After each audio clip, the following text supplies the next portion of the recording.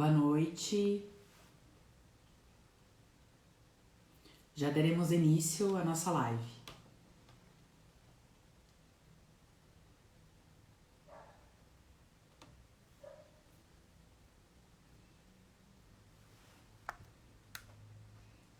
Vamos aguardar só o professor Roberto Siquinel.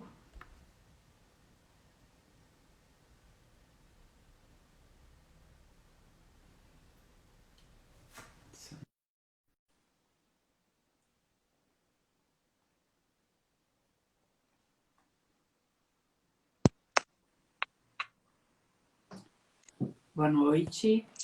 Oi, tudo bom? Tudo bem? Tudo jóia. Me ouvindo bem aí? Tô ouvindo. E você também? Tudo em ordem, graças a Deus. Esperar um minutinho o pessoal entrar? Jóia.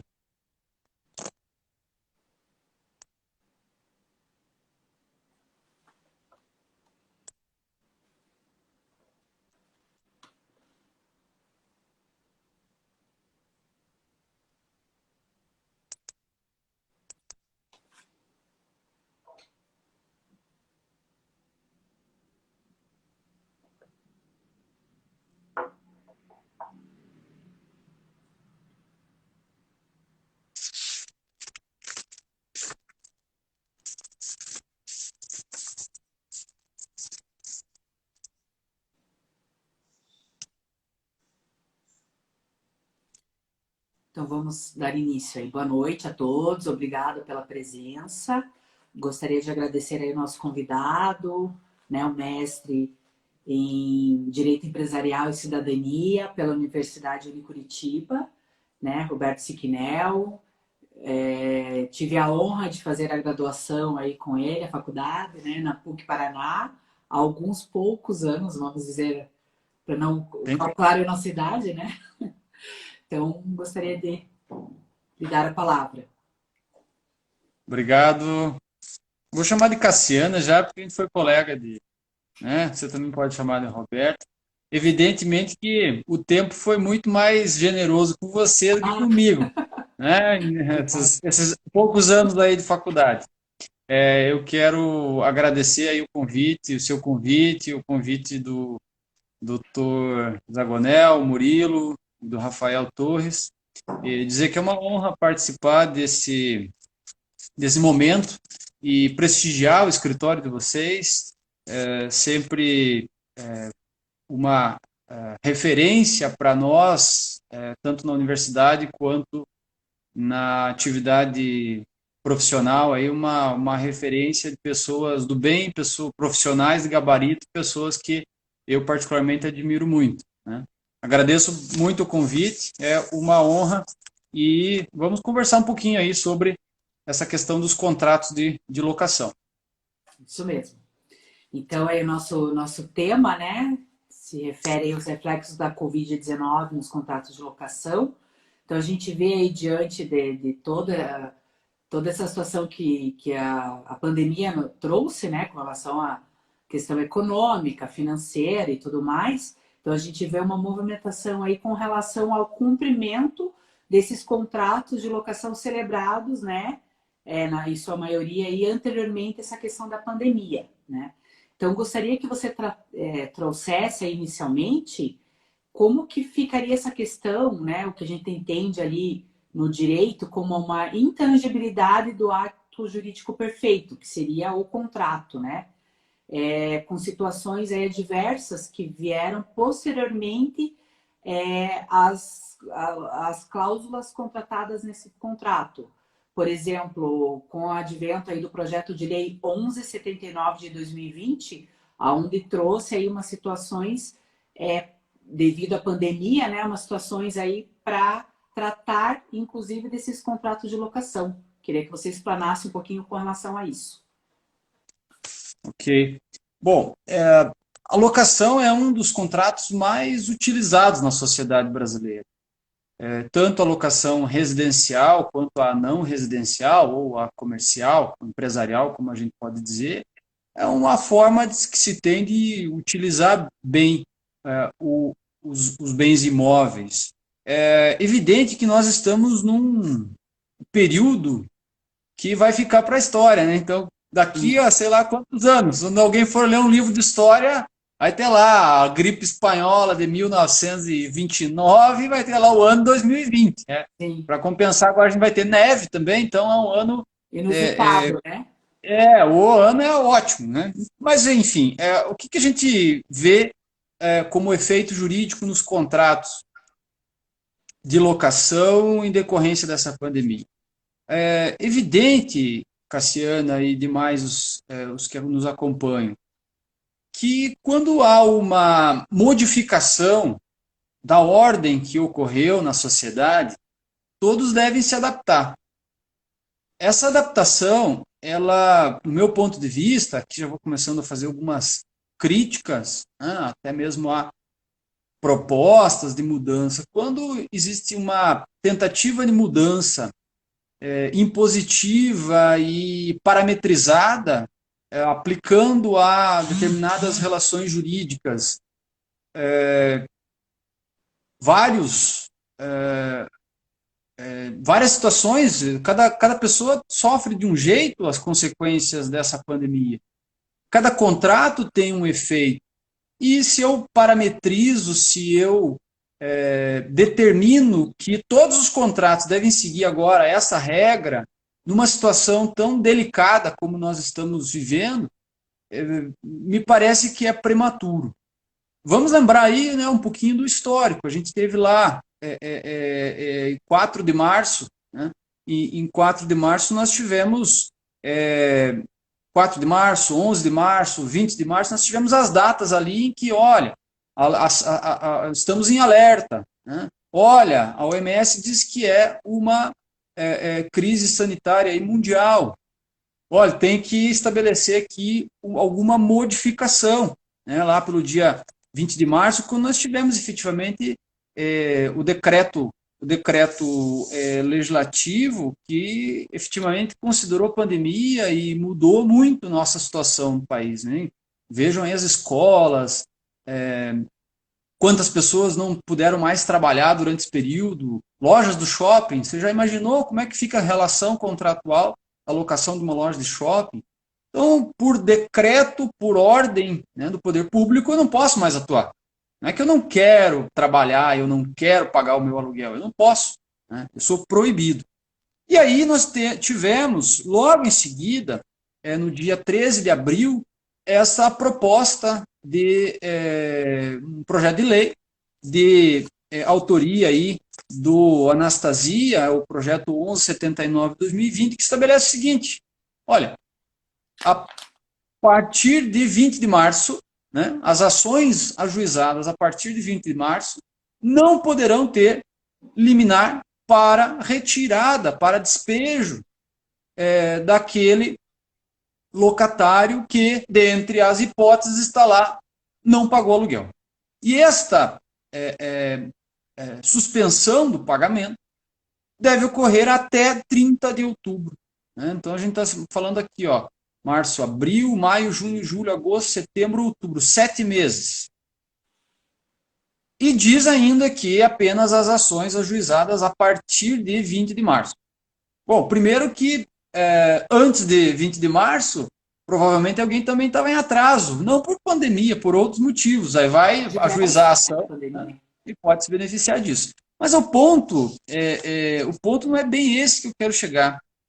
Nós tivemos em seguida, aí no dia 10 de junho, né, 2 meses depois, o presidente da República vetando alguns dispositivos desta legislação aí que trata do regime jurídico emergencial. E dentre os dispositivos vetados pelo presidente, está lá o artigo 9º. Né? E qual foi a justificativa desse veto presidencial? Olha, eu autorizando, né, ou melhor, determinando que não se faça despejo, eu estou impedindo o credor, o locador, de exercer o seu direito, estou impedindo dele utilizar um instrumento para cobrar. Né? E o ponto aqui é o seguinte: quantos locadores têm a locação como talvez a sua única renda? Sim, Né? justamente. A pessoa, às vezes, ela pode ter ali trabalhado, às vezes, trabalhou a vida inteira, conseguiu comprar um imóvel, conseguiu comprar outro imóvel. Aí ele tem lá uma aposentadoria pequena, mora num dos seus imóveis e o outro ele aluga para Oferir um rendimento. ter, ter um rendimento. E aí vem uma lei e diz: não, você não pode mais cobrar. E muitas vezes o locatário tem mais condição financeira do que o próprio locador. Né? Tem gente que tem dinheiro, vamos dizer assim, e por opção não compra imóvel, loca, acha melhor, porque ele pode mudar, ele pode morar um tempo num lugar, outro tempo no outro. E aí a gente tem um problema, porque eu tenho ali duas pessoas com uma equivalência econômica diferente, às vezes o locador tem menos posses, até menos patrimônio, menos renda. Eu ter patrimônio é uma coisa, agora eu ter uma situação financeira confortável é outra. Sim. Então, no meu ponto de vista, esse é uma questão nevrálgica aí da imposição. Bom, só para complementar essa história aqui. E vetou. Então, vetou e no dia 10 de junho publicou a lei, né? A lei 14.010. Eu estou colando aqui porque a memória não é tão boa assim. No dia 10 de junho, essa lei foi publicada. O que aconteceu ontem, dia 19 do 8? O Senado Federal derrubou o veto presidencial. Ou seja, determinou que se restaure aquela redação do artigo 9º. Ah, então já está em vigor? Não, porque o veto presidencial, a derrubada do veto presidencial pelo processo constitucional, ele deve passar pelas duas casas. Então, passou pelo Senado, ontem foi feita a votação e agora vai para a Câmara dos Deputados para análise se eles vão manter esta derrubada do veto, e aí sim passaria a ter vigência, né? Logo em seguida ter vigência essa disposição, trazendo uma figura nova aqui nos contratos de locação.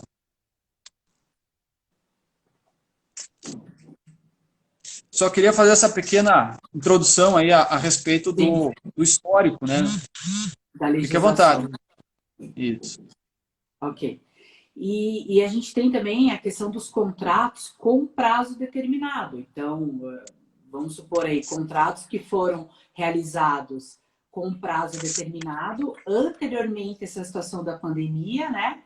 E daí fica aquela questão, como serão cumpridos até o final devido a essa situação da pandemia, que seria uma situação adversa, né? Isso. Essa situação dos contratos, e aqui me parece que a gente tem a aplicação do 393 do Código Civil, que vai tratar ali das hipóteses de exclusão, né, da responsabilidade, lá as situações de caso fortuito, força maior. Nesse caso aqui, toda a doutrina e o que a gente vê os juristas comentando seria efetivamente de uma situação de força maior, né? E essa força maior, excludente de uma responsabilidade, ela viria junto ali com o artigo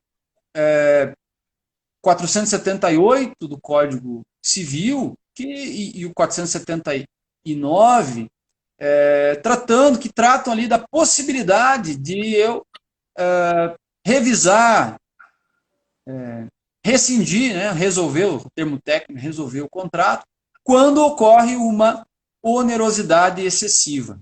Bom, a onerosidade excessiva ela deve ser demonstrada perante o contrato, perante as partes, onde eu tenho ali uma situação em que uma das partes vai sofrer muito com a continuidade do contrato naqueles termos. Então, eu tenho lá uma pessoa que loca um imóvel comercial, vamos dizer assim, e por uma determinação das autoridades públicas, ele não pode atuar. né, fica impedido e o aluguel continua correndo. Então, ele tem um desequilíbrio no contrato. E esse é um ponto, Cassiano, importantíssimo para se verificar nesse momento. Nós não estamos no momento de judicializar nada. Essa é a minha opinião pessoal. Eu não quero aqui, né, colocar a posição de ninguém, é a minha. Não estamos no momento de judicializar nada. Os advogados e as advogadas agora têm um papel fundamental, que é efetivamente tentar reequilibrar esses contratos, tentar conversar com as partes, mediar, conciliar, negociar. A gente tem que partir para efetivamente o campo de batalha, entre aspas, porque é no sentido de demonstrar às partes que qualquer imposição de um juiz num momento tão delicado como esse pode não ser bom para ninguém, né? Nós temos algumas discussões sobre a aplicação desta onerosidade excessiva e o Código Civil ele vai trazer ali especificadamente que para que eu possa revisar, resolver um contrato quando há onerosidade excessiva, ele deve vir com algo imprevisível, né? Uma situação em que as partes não previam, algo extraordinário, e vamos falar a verdade, se quer algo mais extraordinário, mais imprevisível do que essa pandemia que está acontecendo, eu não consigo lembrar, pelo menos, né? Não, a gente não consegue, eu não consigo lembrar de um momento tão delicado como esse. Então a questão é, será que uma lei, uma medida provisória, uma lei federal, impondo que você deve conceder 30% de desconto no contrato, como tem lá um projeto de lei do Freixo e do Túlio Gadelha, né? Gadelha, determina, olha, 30%. Isso tem que ser para todos? Será que todos têm a possibilidade de conceder 30% de desconto? Então, será que não era o caso de contrato por prazo determinado, né, como você falou ali? Bom, se descumprir o contrato, se abandonar o imóvel antes desse prazo, o contrato por prazo determinado, haverá aplicação de uma multa, né? Será que é isso? Será que eu devo impor a aplicação dessa multa num momento como esse? Me parece que não. Me parece que aí, se as duas partes, locador e locatário, cada um tem lá o seu jurídico, seus advogados, esses devem sentar e conversar. As partes devem abrir mão. Existe um princípio que eu acho que nunca se aplicou tanto como nesse momento. O princípio da solidariedade. Sim. Né? O princípio da solidariedade, ele vai dizer, olha, cada um tem que fazer a sua parte. Sim. Se precisa abrir mão de alguma coisa, cada um tem que abrir mão de alguma coisa. Então, seja o contrato por prazo determinado ou indeterminado, onde bastaria a denúncia do contrato, né? Denuncio daqui 30 dias eu entrego. Mas nos contratos por prazo determinado, que haveria essa imposição, não me parece que a resposta é a imposição legislativa. A gente já viu tanto de leis que são muito boas no papel e na prática, na sociedade, não funcionam. Perde Então, a sua me parece eficácia, né? perde a sua eficácia. E aí a gente tem as diferenças, né, dos contratos. Eu tenho contrato por prazo, contrato de locação residencial, que aí o foco deste contrato é efetivamente o direito à moradia, previsto lá na Constituição Federal. É o princípio da dignidade da pessoa humana, né, ter um teto, ter um local para morar. Quando essa pessoa passa a não ter mais condições de pagar o aluguel, aí cabe uma posição do locador de, com base no princípio da solidariedade, renegociar com ele. Tá, você perdeu o emprego, você trabalha como autônomo e você não pode agora, vamos fazer uma programação aí, quantos meses a gente pode segurar isso para você voltar a pagar? Alguma forma mais adequada do que a imposição da lei, eu acredito que haja. E os contratos os contratos não os contratos não residenciais, ou seja, aqueles contratos, né, para o comércio, para a atividade econômica, aí o foco, evidentemente, que não é a moradia, não é a dignidade da pessoa humana, mas sim a atividade econômica. E aí vem um outro viés, uma outra situação. Se eu não possibilito que as partes se ajustem, eu posso começar a trazer aí um problema sério, que são prejuízos aos pequenos locadores. Né? Vamos pegar uma imobiliária grande. Ela tem poderio, ela tem vários imóveis, ela pode dizer, não, eu não negocio, despejo, aplico a lei, despejo, não negocio. O pequeno locador, aquele que tem lá um, dois imóveis, se a lei vier dizendo, olha, você não pode cobrar o aluguel de março a outubro, você quebra o cara. Simplesmente ele vai dizer, não, sai, não usa mais e daqui a pouco não vou mais locar, vou pôr um filho morando lá, que pelo menos não me incomoda. Ou dispor do imóvel, né? E aí a gente tem um problema grave, né? Que às vezes é importante a gente pensar, a gente chama de seleção adversa. O que isso quer dizer? Se eu impor uma regra dessa a todos os locadores, e aí a todos eu estou impondo também aos pequenos locadores, eu vou tirar do mercado pessoas que não cobram fiador, pessoas que alocam seus imóveis com valor baixo, né? E tem muita gente que não, direto, né? Sem intervenção da imobiliária, né? sem intervenção. Pode cobrar um valor mais barato, mais baixo do aluguel, não cobra, não exige fiador. E tem muita gente que precisa morar, paga direitinho o aluguel, mas não consegue preencher esses requisitos. Com certeza. E se eu fulmino, né, esses pequenos locadores, eu vou tirando eles do mercado. O que vai acontecer? Vai sobrar só para os grandes, só para quem tem muito, muito poder. E aí a gente faz o quê? Uma balança. Eu tiro esses pequenos, o valor do aluguel, as imposições dos grandes também vai aumentar. Justamente. Então, eu até para elucidar essa situação, eu busquei aqui uma jurisprudência, né, da 22ª Vara de São Paulo, tá? Onde o juiz, o que ele determinou? Havia um pedido liminar para redução do aluguel de um restaurante, né? Então, era num local ali com um valor expressivo ali de aluguel, e daí, com a questão da pandemia aí, do decreto estadual lá de São Paulo, 64881 de 2020, onde determinou o fechamento, né, desses locais, o que aconteceu? O restaurante passou a obter dificuldade no cumprimento integral do aluguel. Com isso, pleiteou aí judicialmente uma redução. O que o juiz, né, determinou ali?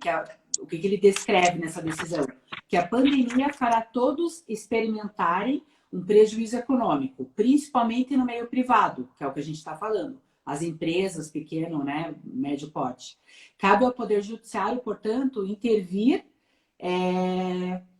em relações jurídicas privadas para equilibrar os prejuízos, né? Caso fique evidente pela conduta de uma das partes, a outra ficará com todo o ônus financeiro, resultante desse cenário de força maior, né? Então, aqui houve uma redução ali de 30% do valor do aluguel, mas o que o juiz analisou é caso a caso. Ele analisou essa situação, né?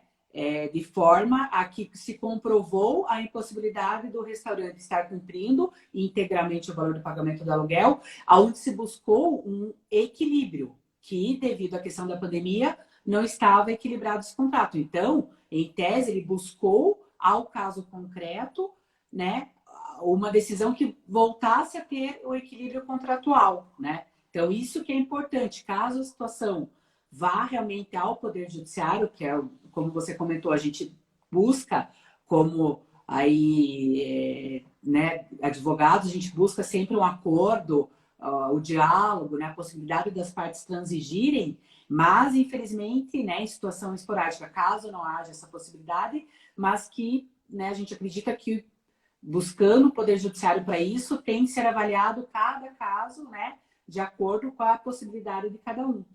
E outra situação que eu queria ressaltar, até o artigo 478 que você citou do Código Civil, que ele diz que é possível ali a questão da discussão do contrato, né, se uma das partes se tornou ali para o cumprimento excessivamente onerosa, né, o cumprimento da obrigação, ou com a extrema vantagem para outra parte.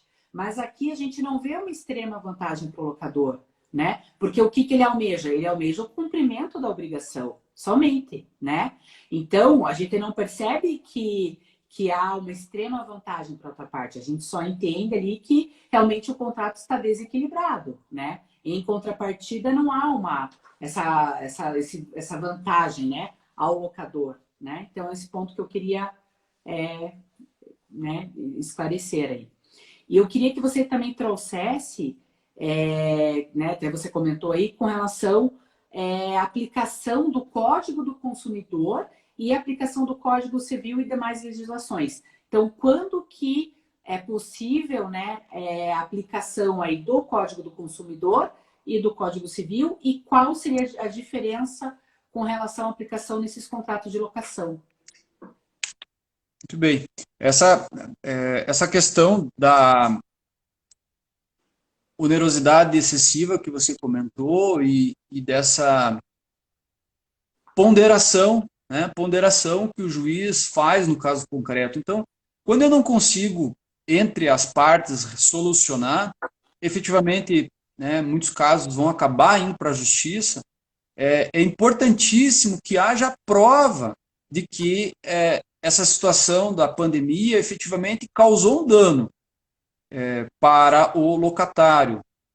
Muitas atividades econômicas melhoraram, bombaram, vamos dizer assim, agora com a pandemia. E essas mesmas pessoas podem simplesmente se utilizar de uma imposição legal, não pagar o aluguel, porque não vai ter multa, juros, nada, né? Aplica o dinheiro em outra coisa, ou seja, não vai analisar o caso concreto. Então, numa instrução judicial, instrução probatória, cabe ali a prova efetiva de que, olha, eu trabalho na área de eventos sociais, acabou, é proibido, né? Não tem mais outra renda. A gente vê quanta gente atua em quantas atividades que efetivamente ficaram impedidas e não tem renda. Então, essa justifica. Veja, aproveitando essa questão que você comentou do processo, veja o que o 317 do Código Civil fala. Quando, por motivos imprevisíveis, tá, imprevisível, sobrevier desproporção manifesta entre o valor da prestação devida e do momento de sua execução, poderá o juiz corrigi-lo a pedido da parte, de modo que assegure, quanto possível, o valor real da prestação. Então, é o que você falou, olha, será que há uma desproporção ou simplesmente cumprir o contrato? Mas aqui, veja, 317 fala, o juiz vai determinar, não é a própria lei já vai dizer que é assim. E o 478 vai falar assim, nos contratos de execução continuada, que é o caso da locação, ou diferida, se a prestação de uma das partes tornar excessivamente onerosa, com extrema vantagem para o outro, em virtude de acontecimentos extraordinários e imprevisíveis. Por que eu quero destacar isso e falar aí do Código de Defesa do Consumidor? Porque nos dois dispositivos, tanto que fala da readequação, né, como aqui fala da resolução, então o 317 vai falar de uma adequação do contrato, uma modificação do contrato, de forma a deixar as prestações mais proporcionais. E o 478 vai falar da resolução do contrato. Logo, o devedor, se tiver desproporção, ele pode resolver o contrato sem as penalidades ali previstas no contrato. Então, se eu tenho um contrato de locação por prazo determinado, provo que houve aqui uma situação imprevisível, extraordinária, eu posso resolver o contrato sem aplicação da multa. Bom, qual que é a diferença, então, da contrato de uma locação, que diz o Código Civil, o que diz a Lei de Locações, para o Código de Defesa do Consumidor? Primeiro que o artigo 6º, inciso 5, né, do Código vai falar da possibilidade de se resolver, modificar o contrato, modificar as cláusulas contratuais, adequá-las à realidade numa relação de consumo, né, quando houver uma onerosidade excessiva.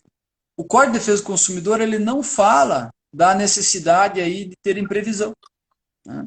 Ele não fala disso. Olha, aconteceu algo que modificou, algo que efetivamente tornou a prestação do consumidor excessiva em relação ao fornecedor. Eu tenho aí a possibilidade de uma revisão do contrato.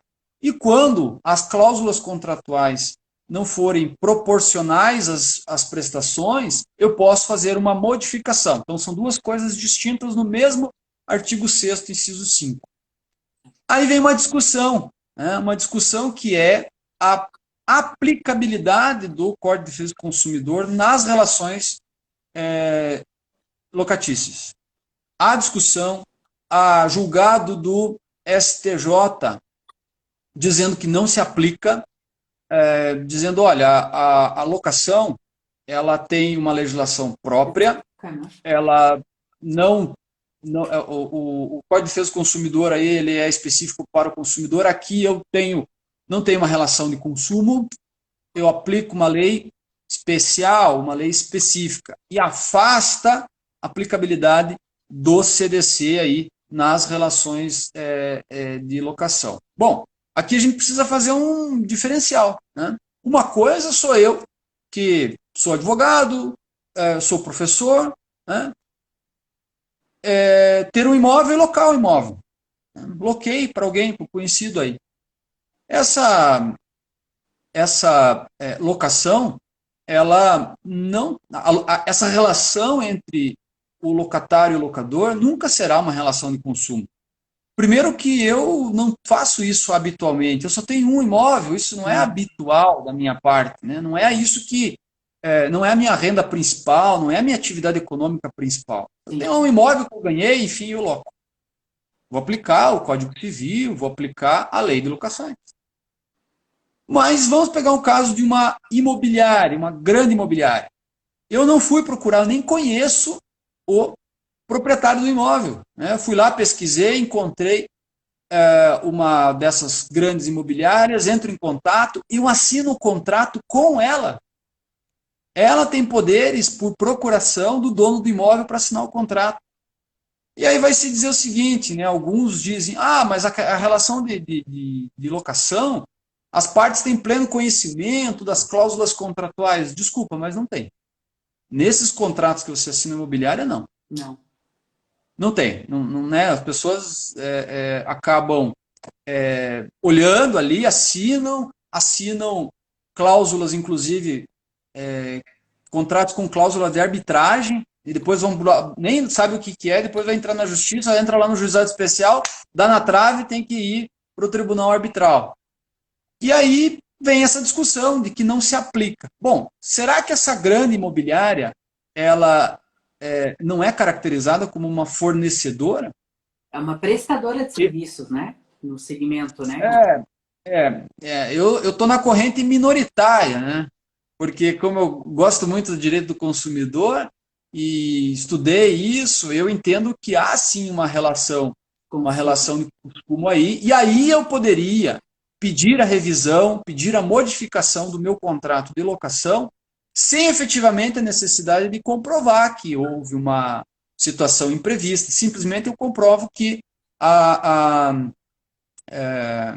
uma desproporção, que a onerosidade excessiva me impede de cumprir o contrato, eu peço lá uma revisão.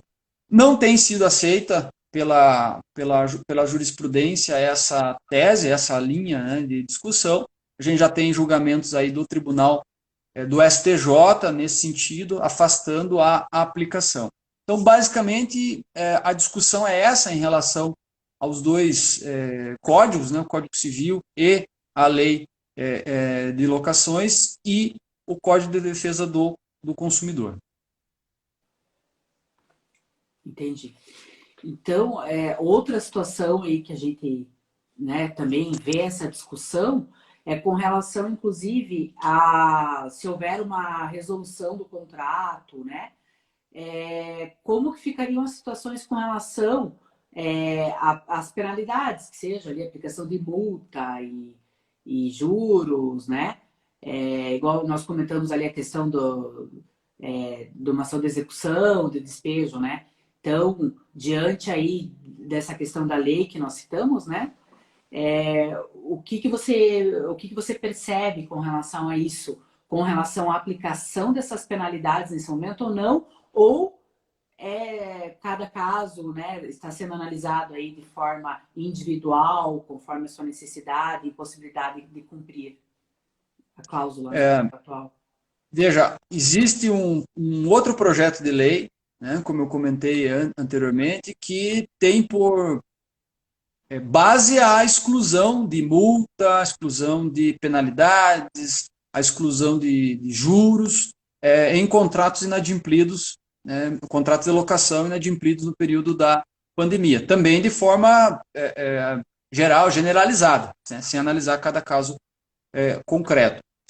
Não me parece que seja o melhor caminho. Como eu comentei, a gente, nesse momento, não só nos contratos de locação, mas todos os outros contratos, o momento é de buscar a conservação do contrato.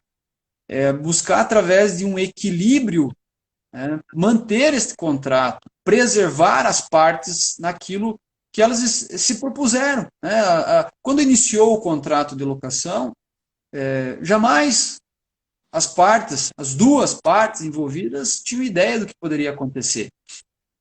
E aí vem uma situação, né, que impõe impõe derrotas na vida das pessoas. Elas se sentem derrotadas e não poder mais pagar.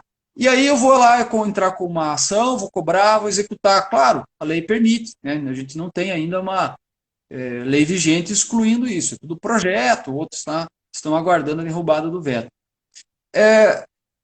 Se eu pensar em judicializar, claro, o Poder Judiciário vai receber esta petição, vai mandar a parte contrária ser citada para pagar, vai. A questão é, se ela não conseguir pagar nem o aluguel, também não deve conseguir pagar multa e outras penalidades. O ideal aí, né, no meu entendimento, seria efetivamente que as partes tentassem, de alguma forma, estabelecer um cronograma, né? A gente tem aí algumas promessas, não é promessa, mas algumas previsões de que a atividade econômica está voltando. Agora nós tivemos recentemente aí a mudança para a bandeira amarela, algumas outras atividades se ampliaram, o atendimento pode melhorar. Então o ideal é tentar fazer um cronograma. Então, você está me devendo aqui 4 meses de aluguel, o valor é este, vamos então estabelecer um percentual de desconto, esse valor eu vou jogando para frente. Se eu partir para a judicialização de tudo, primeiro que o judiciário, infelizmente, já não atende às demandas que estão lá. A gente vê vários casos, quem advoga há alguns anos aí, tem processo que faz aniversário, faz várias bodas, né? Bodas de, nem sei os nomes que tem aí, mas faz bodas de tudo. E estão lá ainda, né? Esperando acontecer alguma coisa para que seja julgado. Então eu vou apenas inchar o judiciário mais do que ele está. E se eu faço uma negociação com a parte, eu posso mantê-la no imóvel, eu posso dar a ela, efetivamente, condições de continuar a sua vida e, efetivamente, se reerguer. A gente fala, por exemplo, nos imóveis comerciais. Né? Eu tive casos na família que a pessoa da minha família alocava um imóvel comercial e simplesmente veio o decreto e disse, não pode mais trabalhar. Né? Não pode mais trabalhar. Mas a família, que era dona do imóvel, vive disso. Então, o que a gente chegou num consenso? Olha, paga metade do aluguel, né? E daqui a 6 meses, ou melhor, 6 meses após o término da pandemia, vamos diluindo isso. Porque também não adianta nada, Cassiana, eu pago 2.000 de aluguel, tá bom, vou pagar agora 1.500, tá? Daqui a 2 meses eu vou pagar os 2.500, ou seja, o 2 que era o valor normal e mais o 500, quer dizer, a pessoa não vai, né? A economia, infelizmente, eu acredito que ela não vai girar assim tão rápido, né, a ponto de eu impor essas condições. Então, me parece que o melhor caminho aí é efetivamente a mediação, a conciliação. Tivesse o professor Felipe Alcuri aqui, já teve aí, né, numa live de vocês, com certeza apoiaria essa ideia da mediação, ou seja, tentar com que as partes evitem o judiciário nesse momento. Sim. Nós tivemos uma situação no escritório, né, onde a cliente trabalha com eventos de festas de casamento, né, de decoração, flores e tudo mais. Então, o segmento dela foi um dos primeiros a parar, né, devido à questão de evitar aglomeração e tudo mais. Então, ela nos procurou devido à questão do aluguel do imóvel comercial. Então, nós fizemos contato com a imobiliária, né, propondo ali né, através de uma notificação extrajudicial, propondo ali uma redução, né, um período de carência, né? E no primeiro momento a imobiliária informou que a proprietária, né, não teria interesse em vir a receber um valor menor. Depois fizemos novo contato com eles, com a imobiliária, e conseguimos uma transação onde obtivemos aí uma redução de 30% do valor da locação. É uma proprietária que possui outros imóveis também, né, em Curitiba. E com isso, nós realizamos aí um aditivo contratual mês a mês, conforme, né, o andamento da situação, do negócio da cliente, né? Então, possivelmente, ela vai ser uma das últimas a retornar aí, pelo menos esse ano, em princípio, os casamentos foram adiados, sabe, e tudo mais, mas conseguimos, sim, uma mediação, um acordo onde a proprietária deixou de receber o valor integral, mas está recebendo o pagamento pontual com uma redução. Então, tivemos êxito aí nessa questão dessa conciliação nesse sentido, né? Excelente. Pode falar. Não, eu ia comentar que, veja, se você judicializasse essa questão, será que você teria uma solução dessas? Sim. Provavelmente não. Né? Provavelmente não. Alguns juristas, a professora Cláudia Lima Marques, por exemplo, que fala do direito do consumidor, ela tem um artigo que ela publicou recentemente na RT Online, em que ela comenta, inclusive, sobre o dever de renegociar. Né? Praticamente agora, as partes envolvidas não é um querer mais, é quase como se fosse um dever, né? Uma necessidade, efetivamente, de renegociar. E para renegociar, não precisa de processo judicial. O papel do advogado, recentemente teve um evento da OAB, agora, há pouco tempo atrás, teve um evento da OAB sobre a advocacia colaborativa. Achei muito importante esta nova visão da advocacia, principalmente aí eu vejo que tem alguns alunos assistindo, que serão nossos colegas em breve, dessa advocacia colaborativa, onde o advogado chama as partes, o advogado tenta resolver, o advogado tenta resolver e solucionar o caso, né? Não é judicializar, é solucionar. Entendi. Queria trazer aqui uma matéria que eu li no consultor jurídico, né, no site ali do Conjur, escrito pela Tabata Viapiana. O que ela coloca ali, né?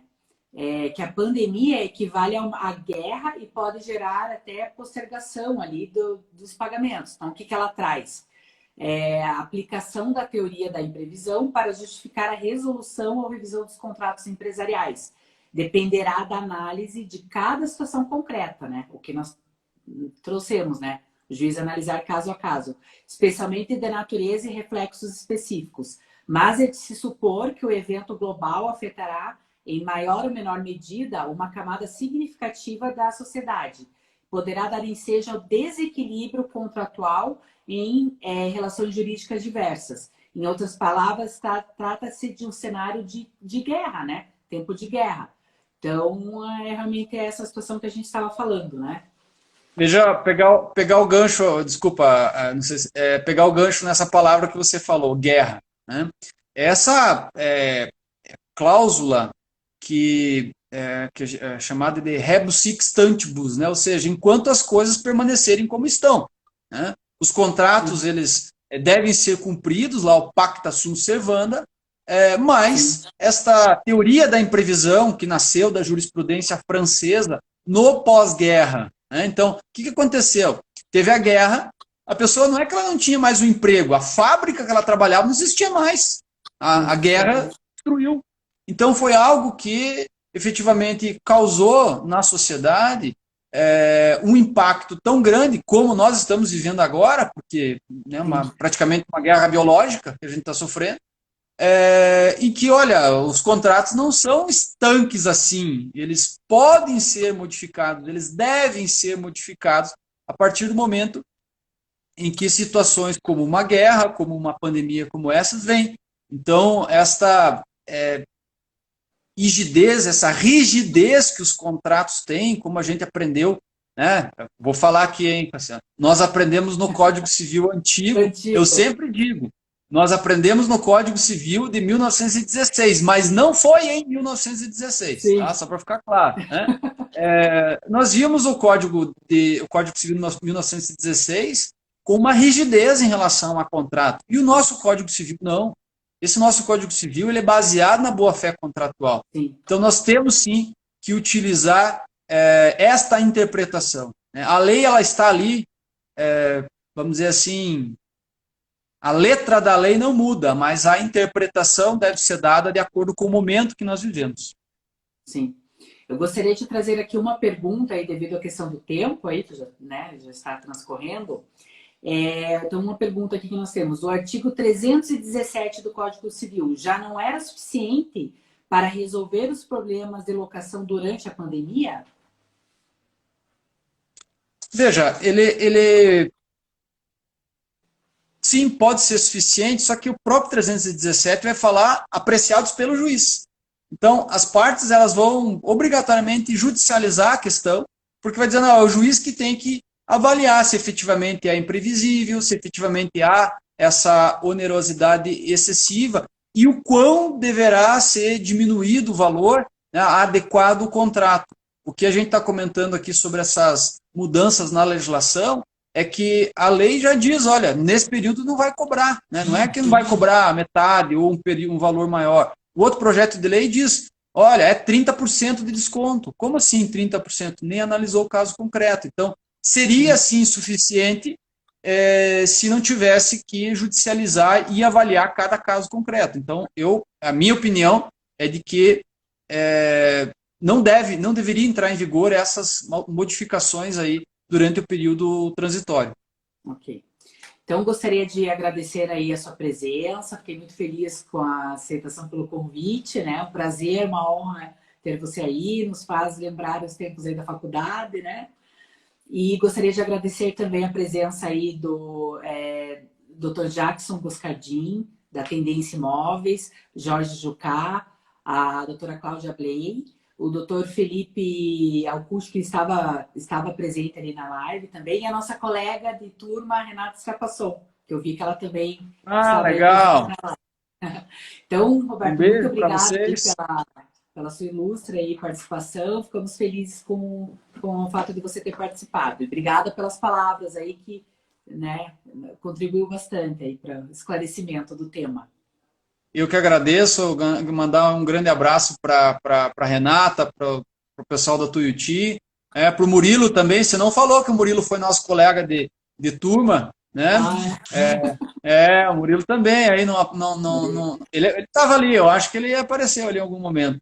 Agradecer essa oportunidade, né? A gente sempre tem que agradecer os momentos em que a gente pode conversar um pouquinho, né? Claro que é muito pouco, precisaria de mais. Se Deus quiser, em breve nós poderemos aí fazer um evento presencial, né, para efetivamente se abraçar e confraternizar mais. Agradeço muito, um beijo para todo mundo. Se cuide. Até mais. Tchau, até. Tchau, tchau.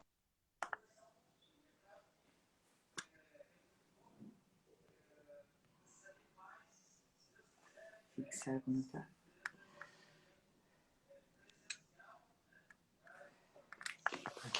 Será que tá aparecendo? Fixar comentário?